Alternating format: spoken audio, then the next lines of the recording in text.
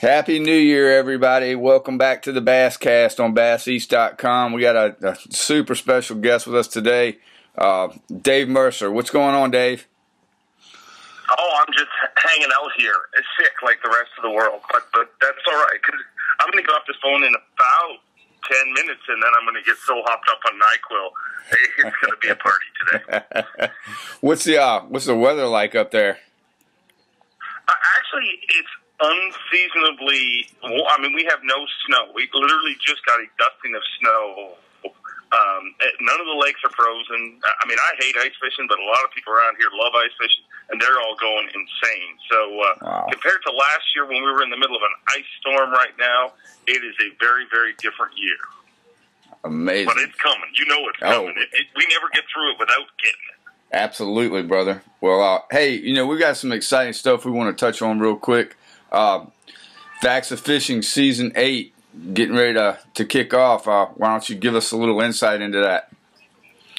Yeah, we're pretty excited about this season. I mean, number one, I proved my guidance counselor wrong, who always told me that you never get a television show, never mind, for 8 seasons.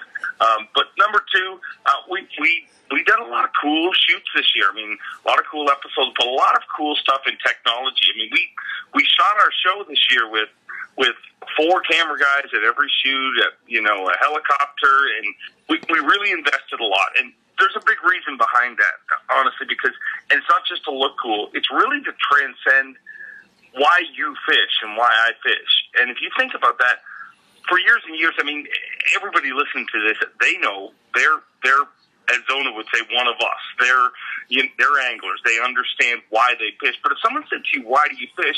There's so many reasons outside of just setting the hook, and there's so many reasons outside of just catching a fish. And a lot of it's that feeling, that emotion you get when you're on the water and you're watching the sunrise, or even when things are bad, when it's really rough and really windy. So we decided this year, and we've tried to for a number of years, but we really stepped it up this year. We decided to, invest a lot more in the show in that way and make it, because you think about it, there's other shows out there of other genres. There's a big word like genres, and I can't believe I said that while I have a flu. But if you watch a golf show, all golf shows are pretty well put together. I mean, you may not like the host, you may not like the music, but they're pretty well put together. Unfortunately, in the outdoor world, we can't say that. All fishing and hunting shows are not created equally. There's a lot of great ones, but my New Year's resolution is this, that all outdoor shows show it as great as it is, and not just a handy cam shot, buddy out with his friend. So that was a big investment for us this year, and we're really excited, and we hope the viewers appreciate it as much as we think they will. And we shot some really cool shows. I mean, we did a show with Brandon Palnick this year. We did a smallmouth umbrella rig show with Zona that was pretty crazy. It was an incredible show. So we're excited about the season. Where would somebody go to get the information? When the show is going to be on, what channel? Times they can catch it. Well, right here at Bass East, we'll tell them right now, Ricky. Here's the deal. It is on Outdoor Channel in the U.S., and we just started airing, so it's Tuesdays at 11 a.m., Friday night at 6 p.m., and Sunday at 11 a.m. again. So there's a time in there for everybody, and I know most people DVR the shows anyway, so make sure you set your DVR. And even if you don't like the show, just watch it. Just support me, please. Help that's right. Fellow angler out. They can keep up on that channel. They can keep up with it on your Facebook page too, right? That's right. On my Facebook, which is Dave Mercer's Facts of Fishing, and on Instagram it's Facts of Fishing because I'm very unoriginal, and Facts of Fishing on Twitter as well. So you can keep up with me there throughout the year, and not just through the TV show, but also during the Elite Series events and the Classic and that sort of thing. I like to, tweet a lot of behind-the-scenes stuff and stuff that we're seeing on the water while we're covering the event. So it's a great way to keep up on what's going on. Absolutely, and that brings me to my next question. We'll be together again at the Classic here in just a few weeks. What do you think? Any thoughts on that big show? I'm excited. I mean, it's the Classic. I mean, if you're not excited about the Classic, then you got issues. I mean, there isn't a time that I've walked into the arena, and I'm not just talking about now that I work for Bass.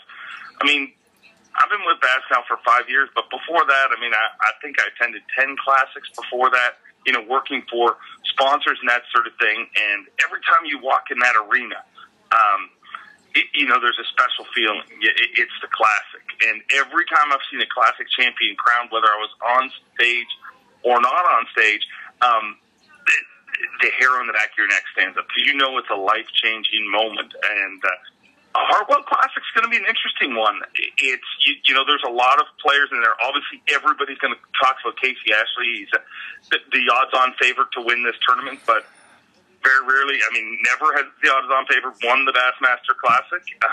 So we'll see. But I'll tell you, Casey's one of those guys who doesn't really buckle under pressure. I mean, you watch him; he's very calm, cool, and collected at all times. The one guy that nobody's talking about that really is very interesting is Cliff Pace. I mean, people seem to not be talking about him that much because obviously he did not compete last year, and he's back in this classic, defending his title, but not really his title, kind of in a roundabout way.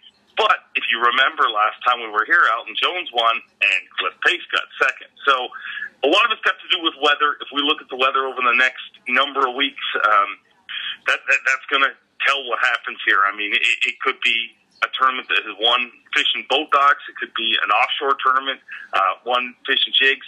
I really don't believe it's going to be a tournament that's one doing one thing, though. I think it's going to be an event where a guy's going to have to switch it up and change it throughout the event to pull it off. But it's going to be exciting. I can guarantee you that much. It always is. And a classic without Kevin Van Dam. How weird is that? Pretty strange, for sure.